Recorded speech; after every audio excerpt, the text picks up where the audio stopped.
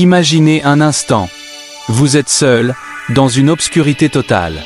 Le silence est pesant, et tout semble perdu. Mais alors, une lumière douce et éclatante apparaît, perçant l'obscurité. Une voix vous murmure « Je suis avec toi. Je t'aime ». Cette lumière, cette voix, c'est l'amour infini de Dieu qui vous cherche, vous appelle, vous poursuit. Peu importe où vous êtes, avez-vous déjà ressenti le poids des erreurs du passé? Comme si une chaîne invisible vous retenait, vous empêchant de respirer? L'amour de Dieu ne se contente pas de vous observer à distance. Il descend dans votre prison, casse les barreaux et dit « Tu es libre ».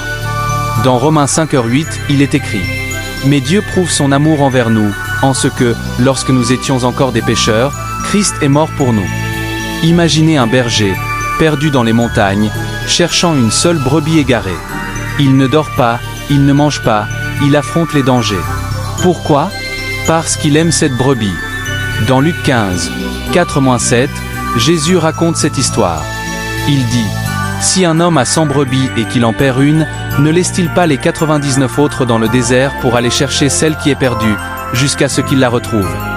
Dieu est ce berger. Vous êtes cette brebis. Peu importe à quel point vous êtes perdu, il vous cherche sans relâche. Il ne s'arrêtera pas tant qu'il ne vous aura pas ramené dans ses bras. Laissez-moi vous poser une question.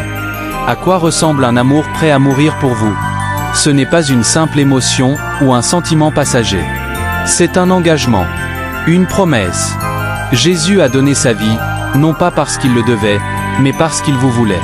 La croix n'est pas seulement un symbole religieux. C'est une déclaration. Je t'aime tellement que je suis prêt à tout sacrifier, même ma propre vie. Dans Jean 15h13, Jésus dit « Il n'y a pas de plus grand amour que de donner sa vie pour ses amis. » Imaginez-vous à ce moment. La croix, le sang, les clous, et pourtant, un regard de tendresse, de pardon, de compassion. C'est l'amour infini en action. L'amour de Dieu ne suit pas les règles du monde. Il n'aime pas en fonction de ce que vous faites ou de ce que vous méritez. Il vous aime parce que c'est qui il est. Dans 1 Jean 4h16, il est écrit « Dieu est amour ». Avez-vous déjà pensé à l'ampleur de cela?